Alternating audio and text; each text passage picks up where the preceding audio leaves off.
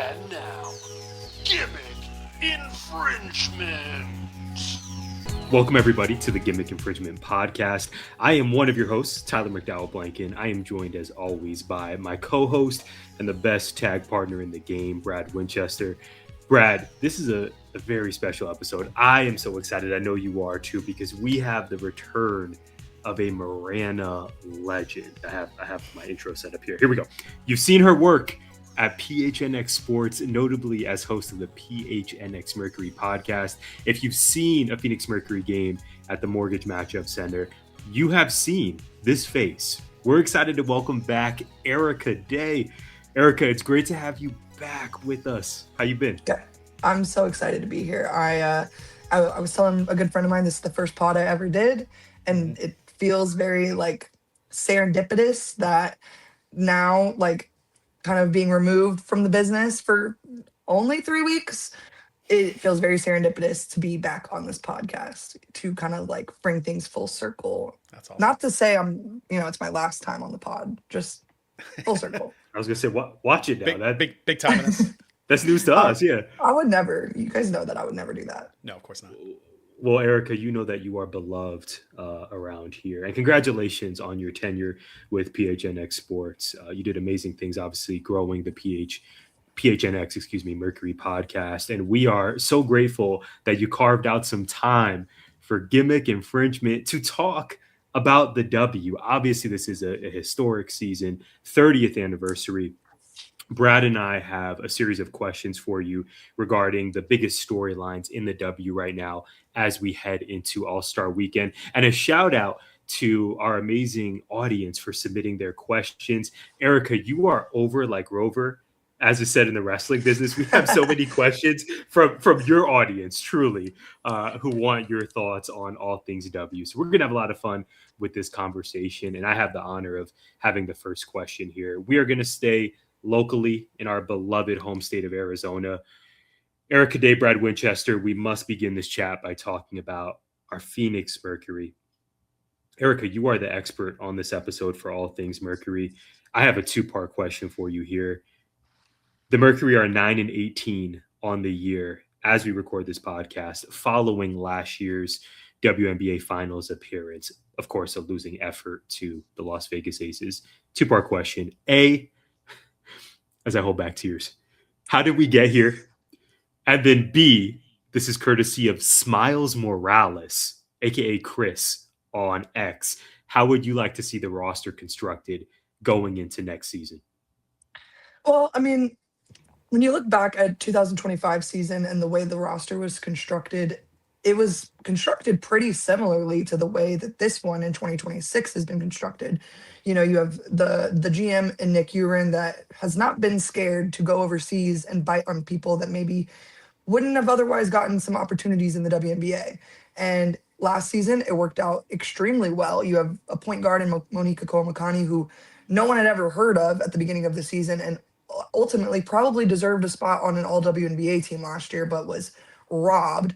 But, you bring back the big pieces. You bring back Alyssa Thomas. You bring back Kalia Copper. You've got Natasha Mack, even Sammy Whitcomb and DeWanna Bonner we can throw in the mix as well. Like, these are big names we're talking about here, and it just hasn't come together in the same way. And when you construct your roster in the way that they did for the last 2 years, you are taking risk on your bench. Every time you go overseas and you pull a player over to the WNBA, it's a learning curve. And, I have to laugh at people that maybe don't watch any FIBA overseas hoops. Like, it's a completely different game. Like, it is night and day. They play a much more physical. You think the WNBA is physical? Go watch an hour of Russian basketball. I'm actually begging because first of all, the fans are mean. They'll throw things at you. But second of all, the play is much more physical. And so they have to come here, have to adjust their play to the style of the WNBA. And you never know exactly how it's going to translate. Plus, Alyssa Thomas, Kalia Copper, they might not have been on the same team before they got to the Mercury, but they were pretty familiar with each other's games. And so then when you bring in overseas talent, you have to kind of make everybody familiar with each other because more than likely they've not even played against each other, let alone together. So I think it's just been a big learning curve for the team this year. I think there was a little bit of a hangover from the finals. Obviously, they come out in the beginning of the season, they smoke the Las Vegas Aces. I mean, Let's talk about that. Our hopes were. I feel like this is some false advertising. I've been lied to, Erika. I'll be honest, I felt the same way when the next day they go to Golden State Valkyries and take a smoking of their own. Like it was, not exactly what you wanted to see.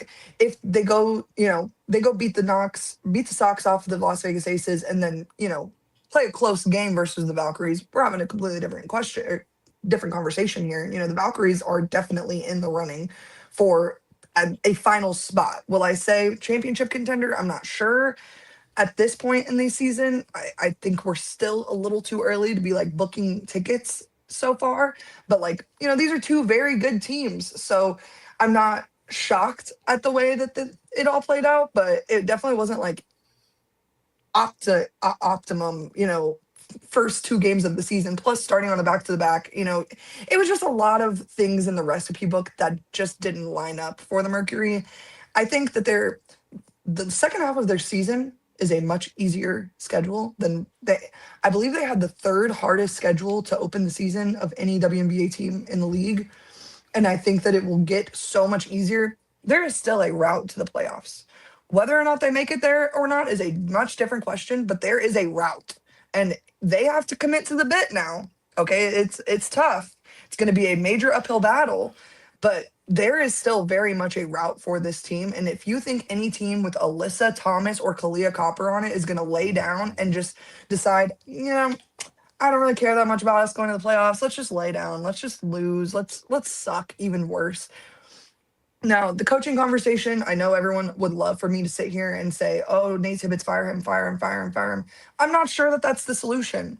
I think that the roster construction just needs to be a little different. I think a lot of people are going to be dissatisfied with this, but I really, really want Hannah Hidalgo.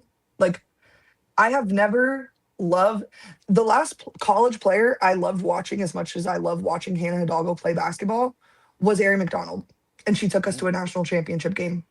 So, I mean, I don't know what else I could say to sell. She had 10 steals in an NCAA tournament game. 10. Mm-hmm. That's crazy. She also had some great moments in the W as well. So, and I want Hannah. So next year, all the cards have to align, and the Mercury and the Suns have been very clear that they won't be tanking for draft position. Plus, in the WNBA, tanking doesn't work because they take 2 years of the records. And obviously, the Mercury went to the finals last year, and so their record last year was pretty good. Not really going to help their case in terms of lottery pick. So I don't think that the tanking is the solution, but I do think a trade with a team and moving up into a better draft position would really help the Mercury. I think they've really strayed away from bringing in youth. And first of all, I think youth gets fans excited. And I don't know if you've heard, but the Phoenix Mercury might be the most hated team in the WNBA right now. So somebody help us. Maybe. I don't know. I could be wrong. That is a point of conversation that Brad has a question on momentarily. Yeah, we have to ask. I have to bananas. ask, and I know that you have thoughts, and I've seen some of your thoughts, and I'm excited to hear them. Speaking of being a hated team and having controversy surrounding this person and conversation surrounding this person, I just want to know your overall thoughts this year specifically. What are your overall thoughts about Caitlyn Clark and sort of the reactions by her treatment or perceived treatment by the masses? Before I say anything, I will say this. I do empathize with Caitlyn Clark. I think that there is a certain level of this that she is very aware of, but I also think that there is a level of everything that has happened around her name, that she did not sign up for. And I don't necessarily think that means it negates her from any responsibility in it. But I do think that her being used as a political football has probably really taken a toll on her. And, I'm speculating here, but you'd have to think not only is it taking a toll on her, it's taking a toll on her teammates, but then it's taking a toll on her relationship with every other player in the WNBA, whether she likes it or not. And so the fact that it's being, been against her will a lot of the time. Even down to the congressional letter of nonsense. That I have to assume that the congressman did not call Cece for their permission to write this letter. And so, using her name, and that's exactly what it is. You're using Yes. her name. And I 100%. think that stinks. Do I also, at the same time, wish that Cece would come out and say, stop doing this thing? You are using my name to further your nasty political agendas. And at some point, it's not political anymore. It's just human being agendas. And I think that that's where I kind of like there's a disconnect, because I can feel bad for her and have empathy for her and want better for her. But I think that there is a route to get better for her that she has to choose. And I don't think that that's an easy choice. I don't think it's an easy choice to get up in front of, millions of people and say, listen, you guys are using my name to further your racist agendas. You're using my name to be sexist. You're using my name to be homophobic. You're using my name to do all of these things in my name. Stop, because that's not what I stand for. I work for this league, the WNBA, which was founded on, and I know that people don't like the comparison, but Paige Bueckers has never, ever strayed away from using her platform to further the agenda of the WNBA. And I think when I think back to even like in the offseason when CBA renegotiations are happening, you have Paige Bueckers on one hand who is talking about the logistics of the negotiations and how, the players deserve this, the players deserve that, the players deserve this. But then you have Cece who literally says like, I just want to play basketball. And like, I will be honest, like those types of comments probably don't help you with your peers.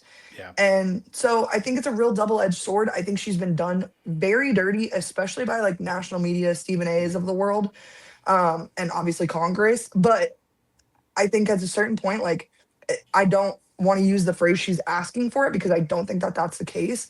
But I think she's not asking for it. And I think at some point if she wants it to stop, she has to say that.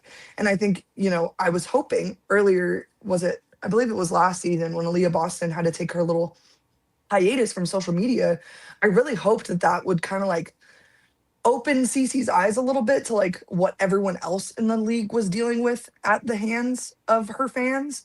And like, I don't know if you guys use Reddit, but there are two different Indiana Fever subreddits because the fans, there are a niche of fans that were here or just like the Fever or are normal human beings about a basketball They team. they still have their Tamika Catchings jerseys, their real ones. Yes.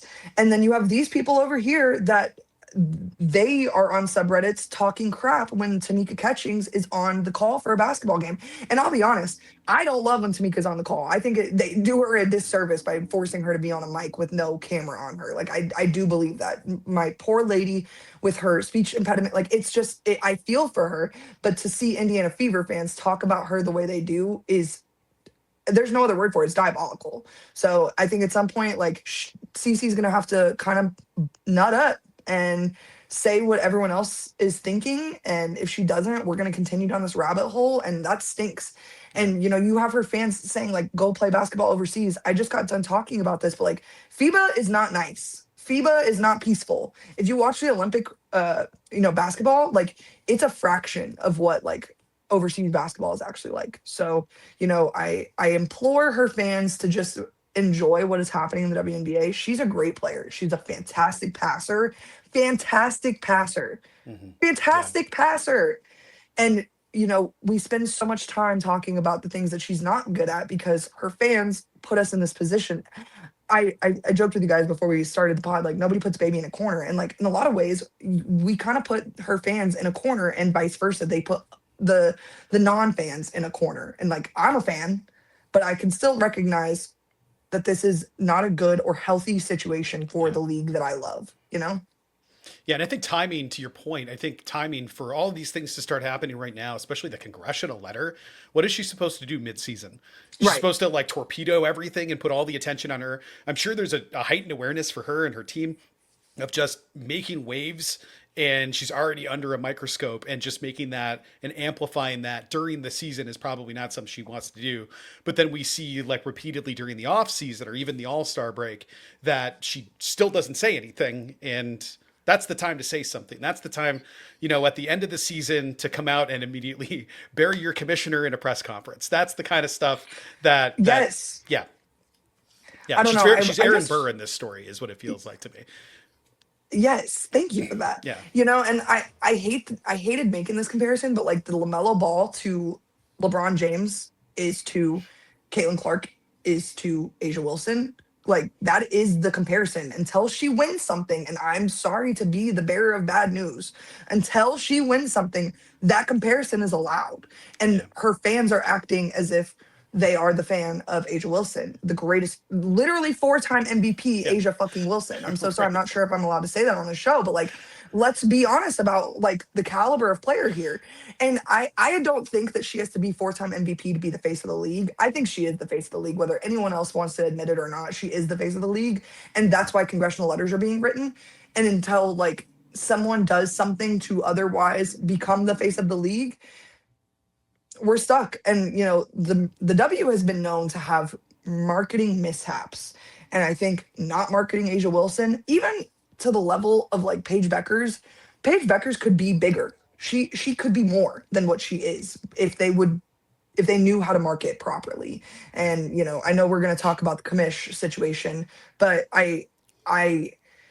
Adam Silver's involvement in the WNBA will never not irritate the hell out of me, because the NBA is easy. You get one and dones in college. Everyone's excited about them. Everyone knows who they are. There's no development in college. It's just, oh, well, Koa Pete now is the son and everyone's happy. Woo, woo, woo. The W is just not like that. There are real stories that you have to tell. And so in order to make these people marketable and, the stories are there, you just have to find them and present them in the right way.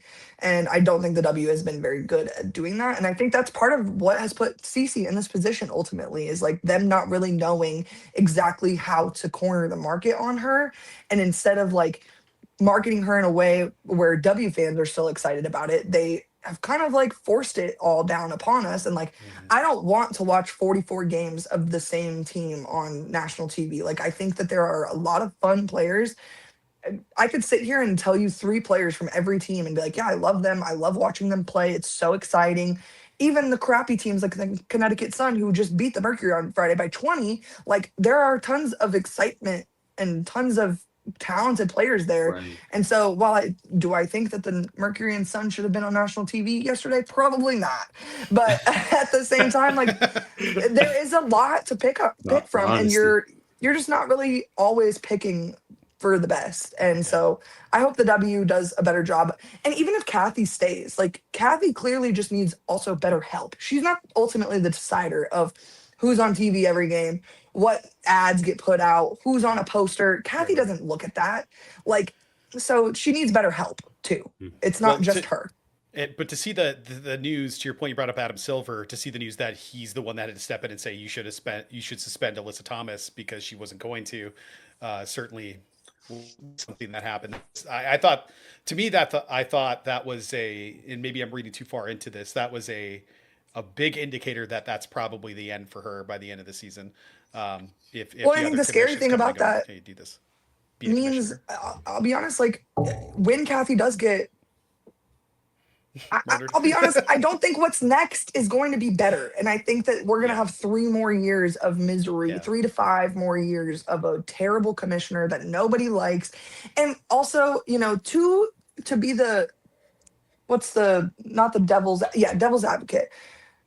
I can't think of a single league that people love the commissioner of. Not a single one. While they're in it. No, not while it's happening. That's a great point. It's usually after the fact. It's like, oh yeah, we didn't appreciate what we had. Yep. Right.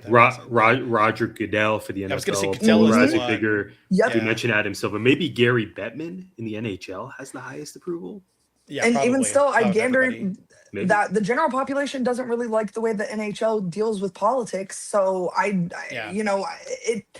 never ends. Bring the Coyotes back. Why don't we have the Why don't we have the Coyotes? Matt Ishbia, if you're watching, buy the Coyotes. I'm tired of this, Grandpa. This is crazy, yeah. Every time we go to that, every time I'm in that arena and we go to the bathroom, you can see the Coyotes logo spray painted over on the stall walls. You can see the little raised coyote. It just makes me so You know sad. that public buses in downtown Phoenix still have the Coyotes logo on them?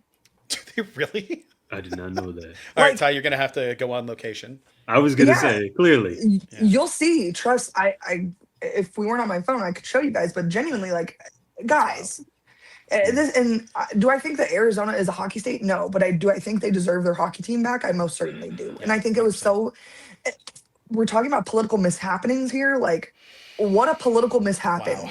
Yeah. You know, I don't know if the Mercury PR lady is going to watch this, but her mother is a senator and was one of the people that voted against, like, keeping the Coyotes. I met her at an event and she was like, I'm the one that voted. And I literally I was like, why would you admit that to me in public? Like,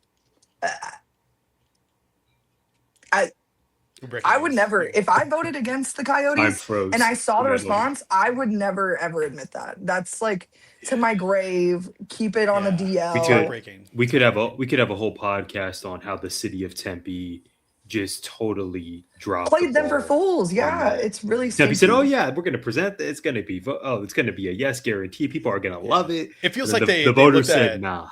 Like they looked at what happened with Miami with the Marlins stadium and went like, "How can we make this worse? Let's talk about this."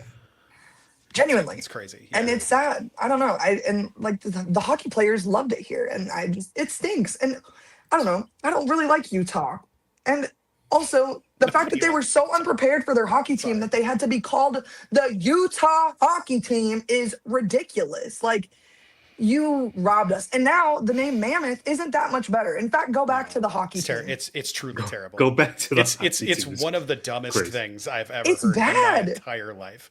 I saw it and I was like, that is amazingly disappointing. Make it make sense.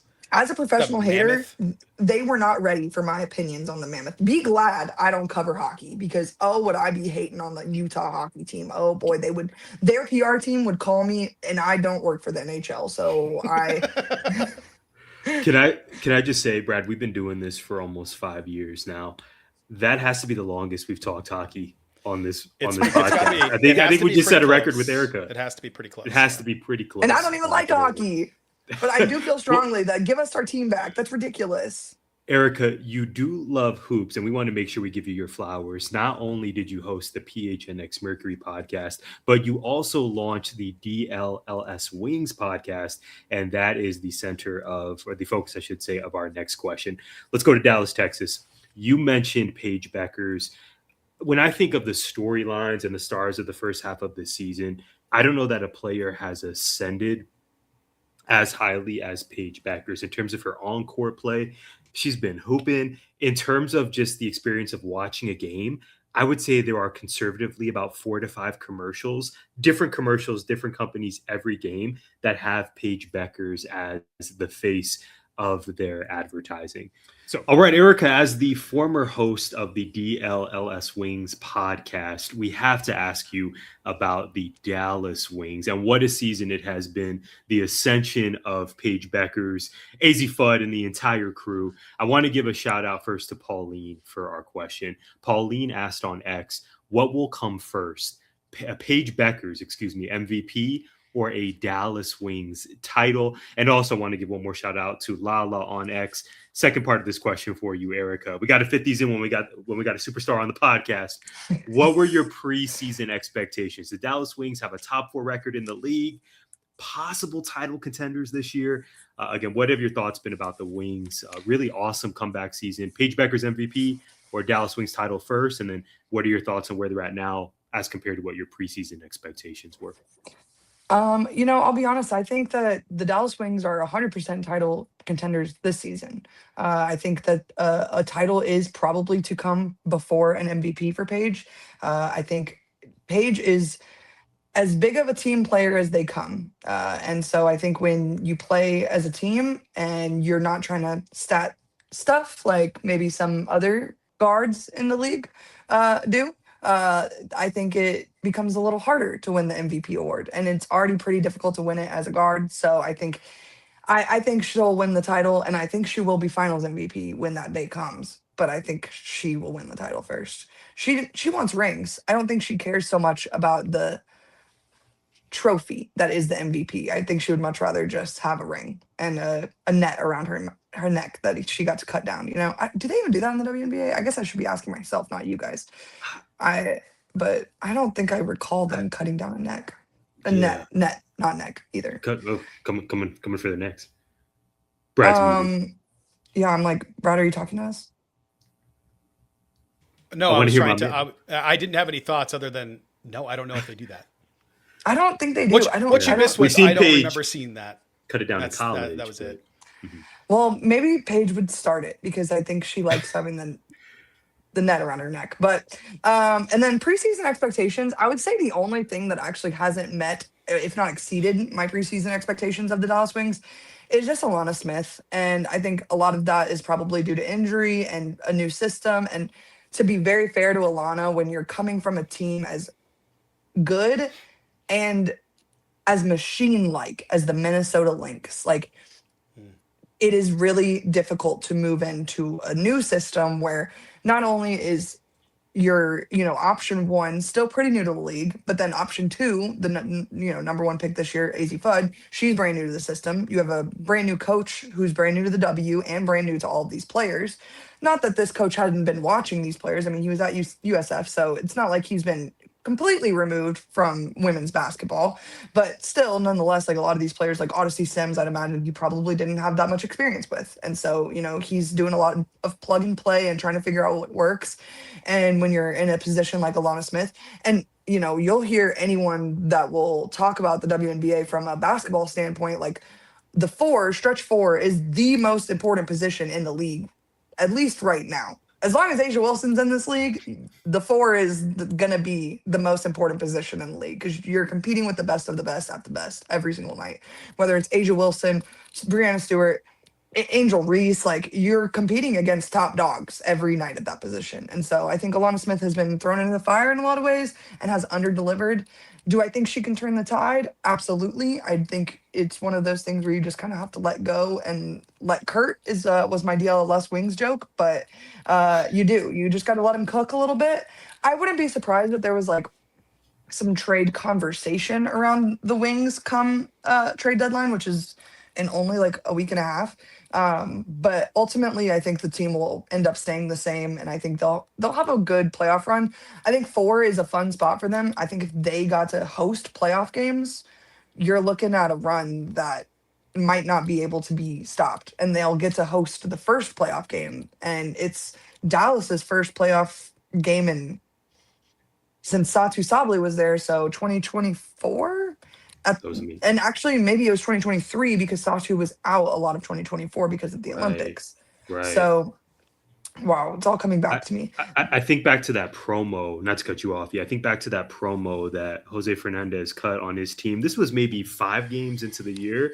Not that everything has to be wrestling, although that's kind of a motto that Brad and I have embraced, as you know, Erika. He cut that promo early on in the season. We can't be a selfish team. You got to this, that, and the other. And I thought, okay, clearly he's an upgrade from Koklanis, obviously, right? But how is this going to play? Is he coming in a little bit too hot? And it seems like he's pushed all the right buttons. AZ's fit in. Erika, I wasn't sure if Erika was going to get moved, how she mixes in with this potential 3-guard lineup. The ascension of Jess Shepard at the same time. Paige Bueckers seems to me like the most popular athlete in the W right now. It just seems like all the forces have aligned and they're a legit threat. They could be a really legit threat come postseason time. Well, and I mean, to your point, like I said this on the Wings podcast at the time when he said that, I don't think coaches get an unlimited amount of cards to play, especially to the media. And when you are a coach of a team as popular as the Wings, I think you have to be very careful about the way that you lay your cards down. And I think Jose's unfiltered nature happened to work out for him this time. Do I think it'll work out for him every time? I'm not sure. I've unfortunately been on the receiving end of the Paisy stands hatred sometimes because of one thing. The Paisy stands. I'm so sorry. I've Please not heard that forgive before. me. That's perfect. But they are they think strongly, and I appreciate that, and they think strongly in basketball terms, and I appreciate that. And for the most part, they do keep it to basketball, and I appreciate that. But again, you don't get an unlimited 52 card deck to completely fry your team night in and night out. So I think he did that at the right time.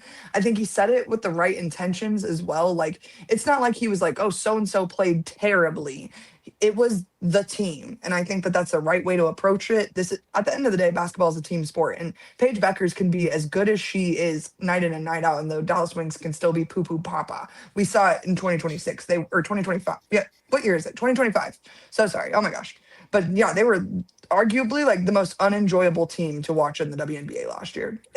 Not only bad It at was rough. basketball, but It was you're rough. watching like The God vibe out seemed there the vibe seemed hooping. It terrible. seemed It so was bad. Yes. it was horrible. And then you've got Chris Koklanis over there talking about, oh yeah, the vibes. I don't care about vibes. Like, I need you to win a basketball game. I'm celebrating the Mercury's 10th win, 29 games into the season. And I didn't ever even get to celebrate the 10th win that season. So I did not appreciate that. I'll be honest, considering I begged and begged and begged for that podcast to then watch the team be as terrible as they were. I was like, guys, you're really not doing me any favors in terms of getting you this podcast. But I think he's turning the tide, and I think it's fun. I think the GM with Kurt Miller in position there, like I just think there's so much buy-in all the way around. If they can get their practice facility up and running, maybe even before the Chicago Sky, no to your shade, actually full shade. We could have a whole podcast on just The all that mismanagement of the Chicago Sky. is Yeah. the Chicago Sky. Since Instead, I we're going don't to talk work for about the anybody Sparks anymore, later. But I just yes, which by the way also mishandled. Yeah, we'll get there. But genuinely speaking, like, I think they've done a really good job rebuilding around Paige while not negating Erika, who a lot of people didn't want them to keep Erika, but Erika is a certified superstar. Like, there's no ifs, ands, or buts about it. Whenever I take a basketball video of me and my best friend hooping at, our local park, all I can think is, oh, Agumbawale, it's good. I don't think anything else. And so, she's a certified superstar, and I am glad that, albeit she's got Paige and AZ on her team, and even Jessica Shepard this year, who's just, I don't know if it's Paige making Jessica look like Michael Jordan out there or what, but oh my goodness.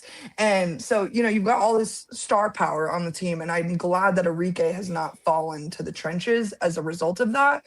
I think it's proven that, like, a consistent 3-guard lineup can be not only good, but great at times. And I think that that's a good thing for the WNBA.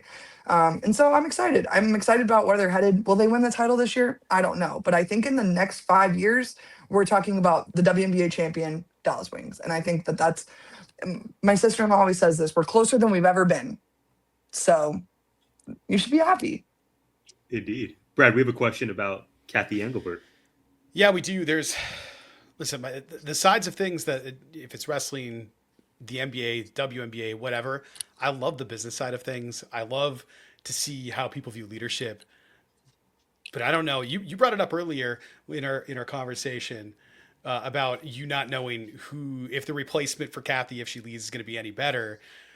Who do you want to see as the next commish if Cathy is indeed on her way out? I'll be honest. I would love for the likes of Elisa Leslie. Even, I know a lot of people are mad at her right now, but Candace Parker has proven to be a successful business person. Very successful. She's the head of women's basketball division at Adidas. Mm-hmm. No free ads, but like, you don't get that job by being stupid. So, right. And obviously there's some politics there involved, but genuinely speaking, you don't get that job if you're a dumb as a doornail. So, I think someone with experience in women's basketball is important, because I do think there is nuance to women's basketball, women's sports in general. And I don't think Cathy or Adam Silver have been prepared for that nuance a single time, which is why I'm concerned about the replacement, because I don't think Adam Silver is readily available for.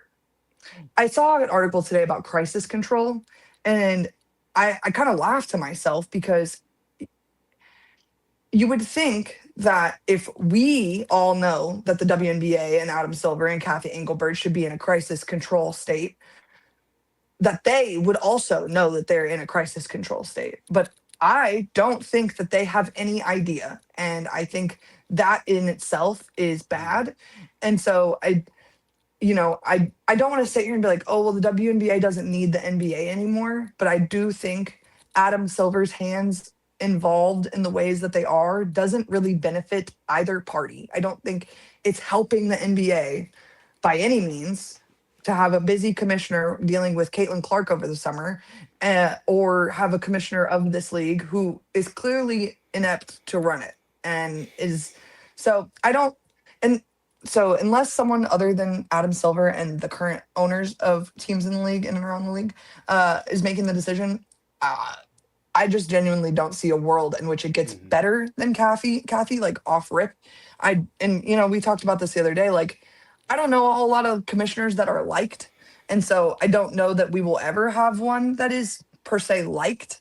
But I do think that there is a readiness to deal with problems, with growth and marketing and all of that. And, Cathy does not sit behind a computer and decide who's on what, or, what player gets to be on national TV today. She doesn't decide all of that on her own. So not only do they need to replace Cathy, but like the entirety of the team around her needs to also probably go, which is terrible. And I don't like to be the bearer of bad news, being like, oh, well, everyone needs to lose their jobs. Sure. But it also gets to a point where these players deserve to be not only protected, like physically speaking, but also from a well-being standpoint. Yes. And I don't Like a think facility. that this, like an ice bath that's not a trash can, I don't think that's too much to ask. Maybe I'm wrong. I don't know. Maybe. But, and I think Cathy has tried.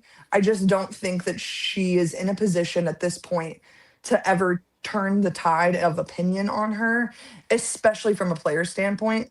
And I think once you've lost, just like a team, just a single team, when the coach loses the locker room, that coach is going to be either gone before the season ends, or this is their last season with that team, or everybody's getting traded. So, I think she's lost the buy-in of the locker room. So everybody has to go, or she has to go. And I think that's unfortunate, but I will say this. I do just hope that it's not a man. And I'm not saying that from like a sexist standpoint, because I think a man is probably super capable of doing the job. But like, we already have, I think it's 9 of 15 head coaches in the W right now are men. And I could be wrong about that number, so don't hold me to it. Don't come to my house. But generally speaking, like, I think women would like to be led by other women, and I think women would respect the opinion of a strong woman. And I'll be honest, I'm not a big fan of Desiree Reed-Francois for a multitude of reasons. But that being said, like, she is a very strong-minded woman, and people don't give her shit. And so, you have to respect the respectable, and she is respectable. Cathy has lost the respect of me, of you guys, of ESPN, of the players, of probably most coaches in and around the league. And at some point, the league is going to have to say, we can't do this anymore. You have to go. Yeah. So I think it's coming. She's only under contract till this year, but I don't know who they'll hire. Hopefully like me or you, but I'll put the Mercury on TV 50 times a year. I will never be dealing with the league app not working properly ever again. Yeah, it's such an interesting position to be in, because to your point, I don't know that any commissioner is really well liked by everybody, or sometimes anybody in this case. But like, I don't know.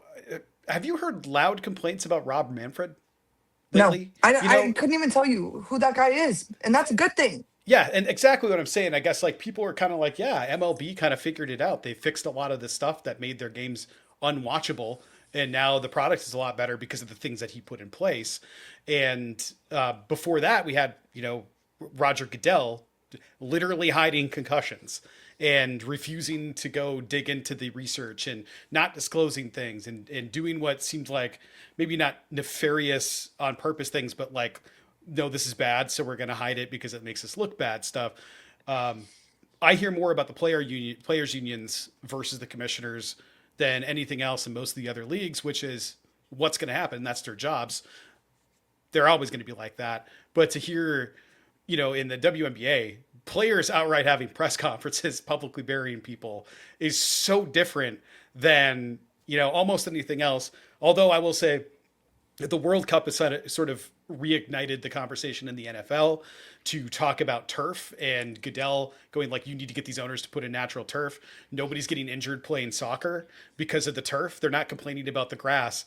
We're out here dying on this fake grass with a concrete slab under it. It seems to be some consternation there, but man, this is just so different. It's so different.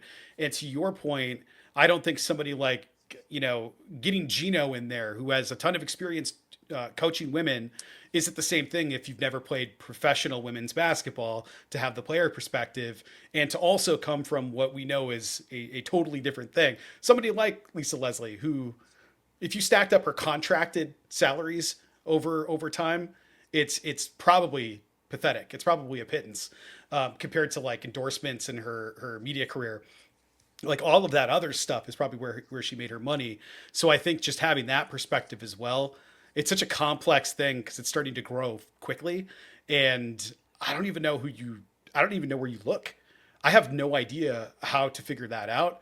It's going to be fascinating to watch if Cathy leaves, but I know Tyler, you have a question. We're kind of sticking with this trend here, and we're back to something that you teased a little bit ago. I sure do. I labeled this a tale of two cities in our notes. Let's talk about California basketball, specifically the Golden State Valkyries, contrasted with the Los Angeles Sparks. Erika Day, the Golden State Valkyries are the first WNBA team to have a $1 billion evaluation. Incredible. Just like Brad, I am fascinated by the business of this league, as I know you are also invested in those conversations. Golden State Valkyries having an incredible season, only their second season in the W. Now, if we go down the road, I haven't been to California in a while, but if we go down the road to the Los Angeles Sparks, they have fired their GM midseason. Kelsey Plum is injured, and it does not seem like a great time to be a Spark. Two-part question for you here. First part, shout out to our guy, George Romero. He sent this in via Instagram. He wants to know, in your opinion, Erika, are his Golden State Valkyries, and I quote, a serious contender without a true scorer? And then my half of this question, are the LA Sparks the Chicago Sky with better weather? I went and read ahead, and I wish I hadn't, because I wish I would have heard your delivery of it off rip, because it is such a funny question. Because absolutely they are the Chicago Sky with better weather. And I say that in the most endearing way. I think the Sparks have a minorly better practice facility situation than what the Chicago Sky are dealing with, but not by much. And so, I don't understand the Sparks' long-term vision, and that can also be said for the Chicago Sky. I don't know what you think you're doing, but you're either doing it very badly or you're doing something else than what I can see. Because why on God's green earth would you ever trade Rakia Jackson? I don't know. I understand NECA came back and blah, blah, blah, blah, blah, blah, blah, blah, blah. NECA is not going to be playing forever. And you need to have someone to play alongside Cameron Brink. I don't know if they've completely forgotten the whole Twin Towers thing that they were once trying to implement, but it's actually crazy because the other team in question, the Chicago Sky, also got rid of their respective Twin Towers. So I don't understand the long-term vision. And this is probably going to sound like a personal gripe with her. I didn't understand the hiring of Lynn Roberts when it happened. I still don't understand the hiring of Lynn Roberts. Was she a decent coach at Utah? For sure she was. Is she a WNBA caliber coach who's going to compete with the likes of Becky Hammon? No, she's just not. And I don't care how many regular season games they beat the Aces in. I genuinely do not care. Unless it gets to the playoffs, it doesn't count when you're playing the Aces. It just doesn't count. And a playoff contention is not looking. Oh no, likely They're for the Sparks terrible. right now. I'm sorry you gave the Phoenix Mercury their 10th win of the season. You might as well just kiss the playoffs goodbye. Hello, lottery. Nice to see you again, LA Sparks. Like, and I'm sorry to say, be the bearer of bad news for Sparks fans. I'm so sorry to what has happened to your beloved franchise, but it's, I just talked about respectable commissioners. The Sparks are borderline just not respectable anymore, and that stinks. That really stinks. And Erika, isn't it interesting how just contrasted with a team as you record that has the worst record in the league, the 6-win Seattle Storm, they are not having a successful season. And yet I, as a W fan, feel far more optimistic in what they have going. Seeing Awafam live, seeing Dominique Malonga, speaking of the Twin Tower concept, worst record in the league, but I feel a sense of optimism with where they're headed versus the Sparks, who have a few more wins, but I am just down on what these next few years of their organization looks like. I genuinely just think they lost the plot somewhere. And I think Kelsey Plum kind of threw a wrench in probably what plans they had. I don't think they were planning to get someone of KP's caliber like in free agency. I just don't think that was in their brain. I don't think they ever thought in a million years that was a possibility, which I think is understandable. I think, and if you didn't know what was going on within the Aces, you were just a third party casual watcher, you were probably looking at that going, why is Kelsey Plum leaving the Aces? On what world does this make sense? You've already won 2 championships with them. Why would you leave now? This doesn't make any sense. But I thought it was a great move for KP. Now, again, for the Sparks as a whole, completely different story. In regards to the Golden State Valkyries, yeah, let's talk about Kelsey Plum's next team, the Golden State Valkyries. Exactly. George doesn't believe they have. Should have gone. That's where they should have gone. What do you think about George's question? Can they be title contenders without, in his words, without a true scorer? I think so. And let me pull this up really quick, just because I don't want to lie, but the brand of basketball that the Valkyries play is extremely hard to compete with one night. Now imagine if you have to do it in a 5-game series and you are running and running and running. You're basically Usain Bolt, but slower. And so they've been running teams out of Valhalla all season. Yeah. And like, even in regards to the Aces, right? Like, as much as I love Chelsea Gray, my girl is getting up there in age, and she's not quite as fast as she was during the prime of the New York Liberty and Las Vegas Aces, rivalry, when they were going back to back in finals appearances. I think she's aged a little bit. It's hard for her to even keep up in general, let alone 5 nights in a row versus a team that can move the ball as quickly as the Golden State Valkyries.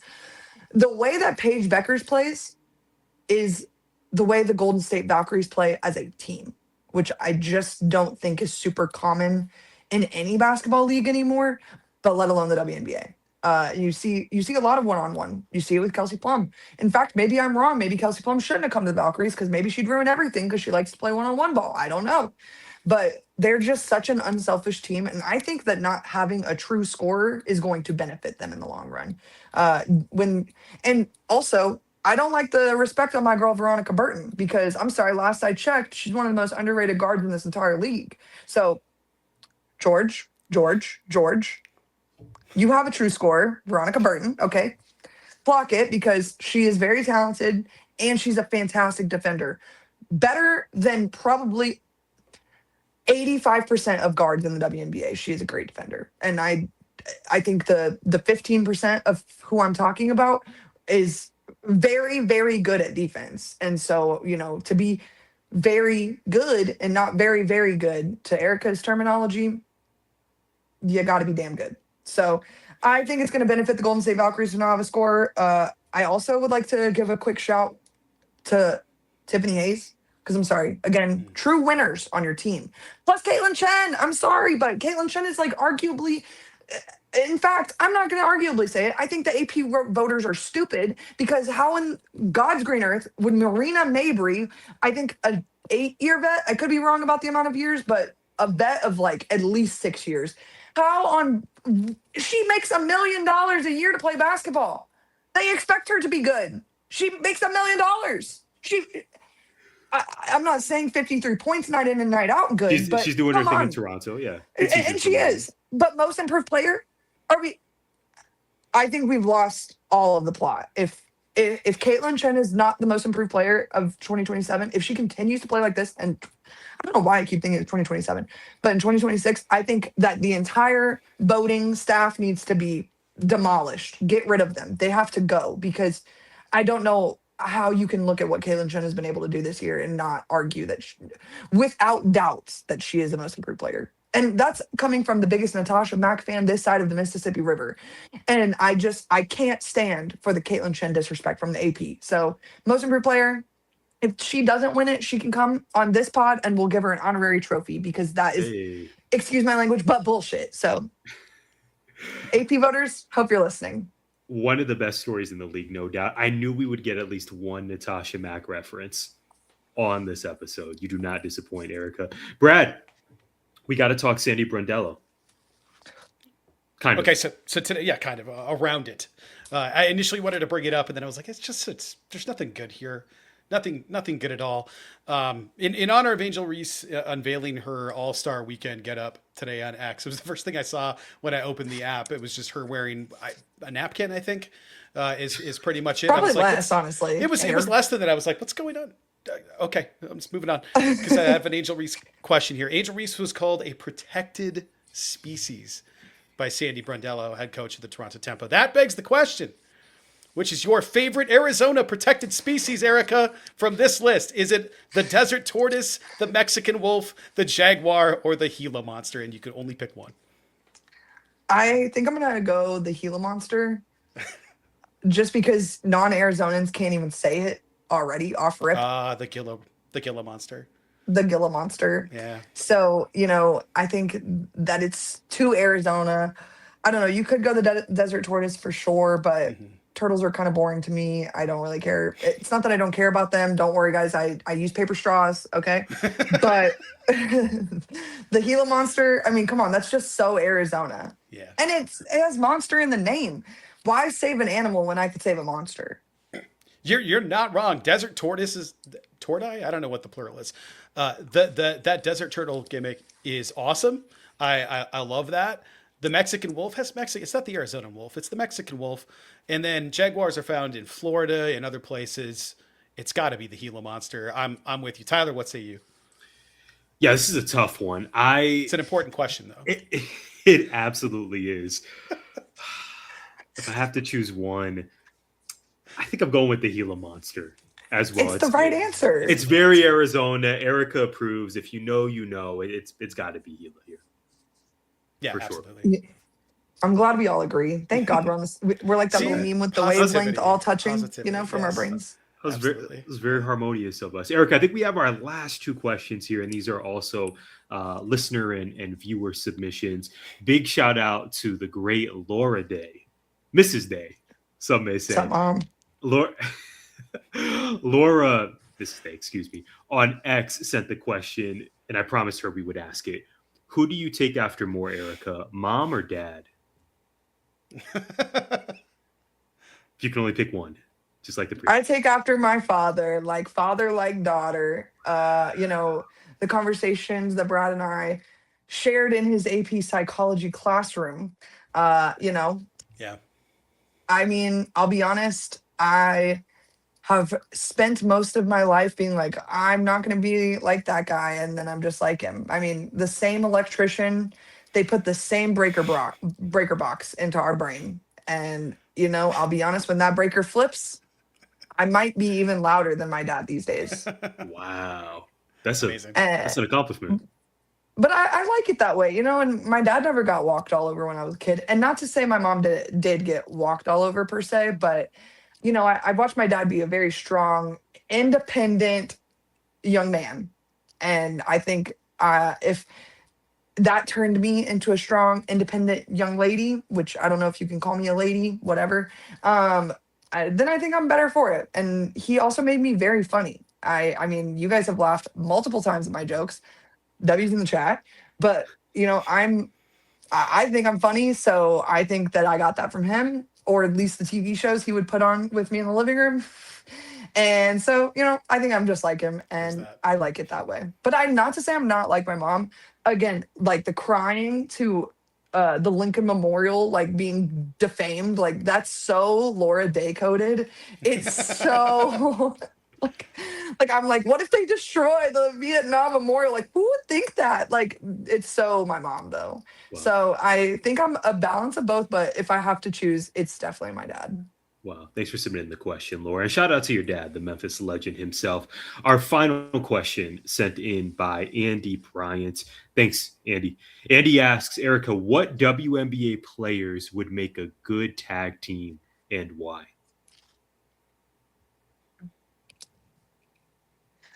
See, I've been thinking about this question because I knew it was coming and I wanted to be prepared. I'm going to go with Marina Mabry and left field. Actually, I guess officially speaking, is retired from the league now, but I'm going to say her tag team partner should be Sid Colson. Because I think Marina would struggle on the mic a little bit. Not that she's not humorous. I just don't know if it would land. She's a Jersey girl. I don't know if it would land with the general masses. And I know that Sid, not only would it land, but it would be actually hilarious. I think Paul Heyman would be given a real run for his money by Sid Colson. Bold I statement. mean, just, and then the wrestling on the floor, like imagine Marina Mabry versus Liv Morgan. WrestleMania. Or even better, Bianca Belair. And shout out to Bianca Belair, who's the most beautiful pregnant lady I've ever seen in my entire life. Yeah, I mean, genuinely. It's ridiculous. It's so rude. Ridiculous.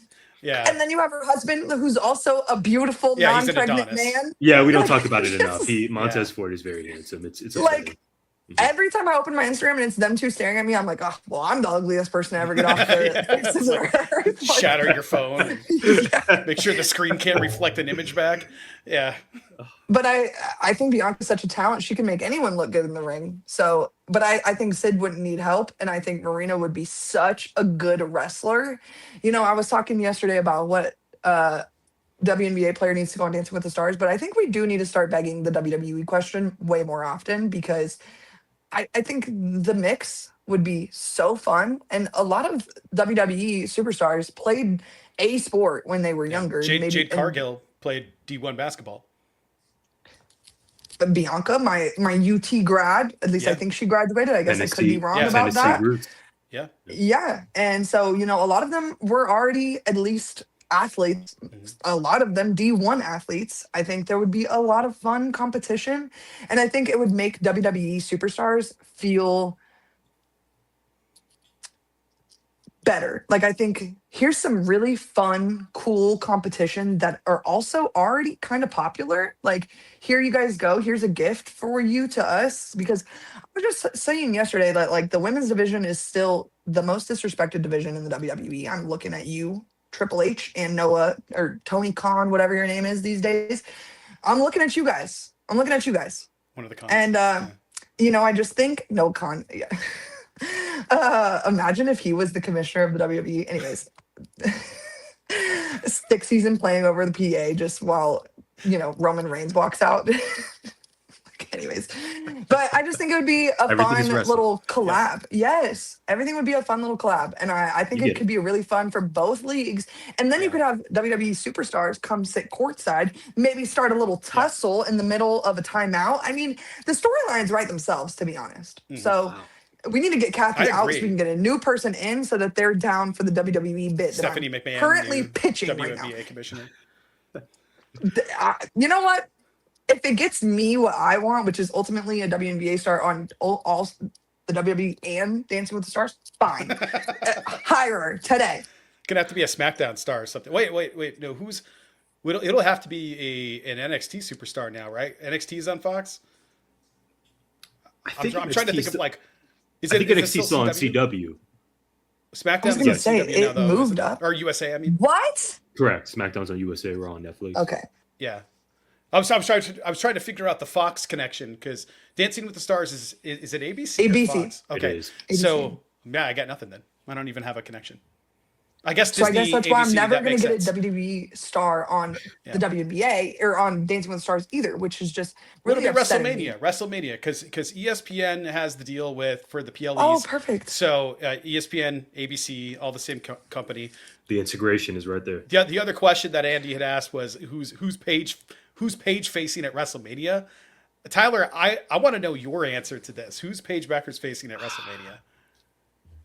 I am choosing her because I really believe she's the correct answer. And also because we've been talking for 45 something minutes and we have not mentioned Olivia Miles.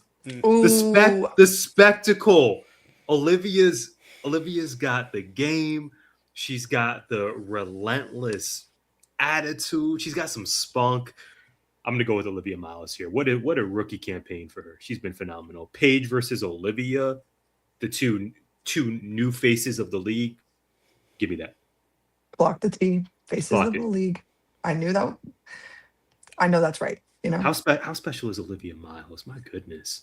I, She's a baller. she's the only player that in my, short-ish time of watching the WNBA, I really feel like immediately once they were in a pro position, just got better. And this goes back to my Alana Smith point earlier of like, you're in a machine, you are a cog in a wheel. My old boss used to say that to me in a very derogatory way. I don't mean that in a derogatory way. I mean it in a super complimentary way. Just what they have been able to build and rebuild over and over and over and over again in Minnesota. I mean, yeah, the Aces are a dynasty for sure, but the Lynx take it to an entirely new level. And so I think Olivia fell into the perfect situation for her. While I kind of wish she was a Dallas Wing, I'm not going to lie. I do think that for everybody, it worked out as best as it possibly could. You never want to like help the other teams in the draft, but I feel like everyone kind of helped everyone in this draft of like, okay, Dallas is going to take this person. Minnesota then gets their girl who, came in at a perfect time when she got a ton of opportunity with Fee being out, which welcome back to the league, Fee. Thank you so much. We really, really Yes. missed you. That's what I was gonna say. Yes. What a storyline to follow in the second I'm half of the so season. happy that she's here. Lauren, Oh, thank goodness. A GI favorite, Lauren Betts, seems happy and thriving in Washington. I know you're a fan of what's happening in Washington. I saw your tweet I love the Mystics. about the coach. Kiki's killing it over there. Awesome. Yep. Yeah, the vibes in Washington. I've always liked the Mystics. My favorite WNBA game I've ever watched was the Mystics versus the New York Liberty in 2023. I believe it was the semis, and Natasha Cloud was still on the Mystics, and they were going bar for bar. Correct. WNBA champion Natasha freaking Cloud was still on the team, and she was just going bar for bar with them, with the Liberty as a whole. I mean, it was Natasha Cloud's game. Unfortunately, her teammates just couldn't help her get the job done. And I am going to blame it on those teammates. I'm really sorry to be nasty about it, but come on. You could have advanced my GOAT, okay? But no, favorite game ever. And ever since then, I've been enamored with what the Mystics do. And the new coach that they've got in there, Sydney Johnson, he's such a character. This is for the Arizona fans that might be watching this podcast. I need Sydney Johnson in a room with Tommy Lloyd more than I need air, because you've got the most chalant man on maybe all of planet Earth, maybe all of it. And then you have the most nonchalant human being you will ever meet in your life. Doesn't care if the sky, he could walk outside, Tommy Lloyd could walk outside, the sky could be bright red as my hoodie, and Tommy would be like, it's time for me to go coach Koa. I don't really care. Bye. See ya. And Sydney would be doing the worm outside. So, I just get them in the room together. Do me and everybody else a solid. I know that there's minimal connections there, but we've got to find where there's a will, there's a way. And I found a will, You sure did. I love Natasha Cloud. I was thinking of mentioning her as a possible WrestleMania opponent, WNBA champion. That would be nice. And her and Marina would be actually, who's beating them? I'm sold for sure. Erika, before we get you out of here, are there any predictions or takes that you need to get off, player storylines that you're going to be following during the second half of the season? You will have boots on the ground in Chicago for All-Star, so we got to hear your thoughts. Anything we missed? I'm going to say that something for the Merc fans. I'm going to book my ticket. The Merc are going to get into the playoffs. I know they're 10 and 18 or 19. I don't even know anymore. Can we clip this for social, Brad? Social media? team? I'll tell the production team. Yeah. Wow, Erika, please continue. I'm locked in. I used this meme a lot of times last year, but it was like when people are surprised that Alyssa Thomas is in the semifinals. And it's just like, again, you're surprised that a team with Alyssa Thomas is going to be able to just scrape by and make it to the playoffs. Like, I'm sorry, I didn't know 20 triple doubles didn't sell the project to you. I'm super sorry. Let me try again. But I just think you can't count any team with AT out on it. You got Dawana, who's nearing the end of her career, and then you've got Kalia, who's having a pretty solid season for such a losing team, I'll be honest. So I think they can make up for lost ground after All-Star break. I think there's obviously an uphill battle. Do I think they're going to go back to the finals? No, I do not. But I think we could have a fun little playoff ride. And that's all. I tell all of my friends this. You can't always win every this basketball game. You can't always. And last year we went to the finals. Then Arizona got to go to the Final Four. My basketball luck and luck in general is not that good. So at some point it was going to stop. And I know that this has stopped in a rather bloody way considering yesterday was their 10th win. But I believe that the tides can turn and we can get back to the glory land of the playoffs. Now, in regards to the finals, I don't know how anyone looks at you with a straight face and counts out the Las Vegas Aces. I genuinely don't understand how anyone could see the way that the team is playing, is locked in, is taking direction as well as they are. And I know a lot of people were pressed about the departure of Kennedy Carter. I think while from a scoring standpoint, that really stinks. You don't get to play guessing games as to why this happened. So, it is what it is. I think that they're not as machine-like as Minnesota, but they are very much the team that always finds a way to get it done. So I think it's inevitable. And I'll be honest, depending on how Fee's return continues to shake out, I don't see a world in which Olivia Miles in her rookie season doesn't go to the finals. She just plays a winning brand of basketball. And, when you pair her with Fee, I don't see how there's a world in which it could get worse. So I think it'll probably end up being the Lynx and the Aces. My other sleeper team is, in fact, the Golden State Warrior. Not the Warriors, the Valkyries. But I think that it will take. I need the Golden State Valkyries, not the Warriors, to stay in the position that they are in so that they can host in the playoffs. Because I think if they are the host team of those first two games, Special. I think that, yeah, agreed. And I think last year, Golden State, you could tell the crowd was just hungry for that playoff win. Like they woke up in the morning and the first thought that they had was, oh my goodness, we're going to see our team win today. And they were so close. I think that they are the team that is going to exhaust everyone else. And honestly, if they end up having to play Vegas or the Lynx in the playoffs, whichever team did not have to play, the Golden State Valkyries will probably win, because the team that did play the Golden State Valkyries is going to be so damn tired, and no ice bath and a trash can is going to be able to help them. Brad, we're going to be locked in. Clearly, Erika is locked in for the second half of the WNBA season. I cannot wait. Erika, we love you. Thank you so much for joining us. Remind us, because it's been a minute, how can our audience follow you and support all that you're doing? You can follow me on Twitter at Erika Lee Day. You can also, I never did this before. You can follow me on Instagram if you really, really want to, where I junk post about basketball quite frequently at Erika Day _. But outside of that, I'm just going to be hooting and hollering from pod to pod for now. Okay. I've got some things in the works that could be exciting, but I really don't want to overcommit my time just yet. And I'm still kindly recovering from the last 3 years of driving to Phoenix 3 times a week and going to work at 6 o'clock in the morning. It was a really tough balance. So I'm very excited. And I don't know that anyone really wants me to have to report to a PR team again. I don't know if you guys have seen my tweets, but I think they're way funnier now than they were a month ago. It's a different version when they're of not Erika redacted. Yeah. Right now. Yes. Yeah. when It's I get to different. say the F It hits word at will, it does. It does. And I get to tell people shut up if I want to. And that's really nice. And that being said, if you're mean to me on Twitter, I don't really care. But if you say anything about Alyssa Thomas in my comment section, I will block you. So I can't wait to see you guys there. Period. Anyways, I think that's it. That's it. That's perfect. Well, follow Erika if you are not already. Also, we would love to know your predictions and your takes heading into the second half of this WNBA season. You can let us know here in the comments on YouTube or follow us across the social spaces at GIPod19. Thank you, Erika. Thank you, Brad. Thank you all for tuning in, and we will see you next time. Gimmick Infringement is a part of 19 Media Group. You can listen to us on Apple, Spotify, iHeartRadio, or wherever you find podcasts. You can also find us on YouTube via the 19 Media Group channel. Please like, subscribe, comment, and share.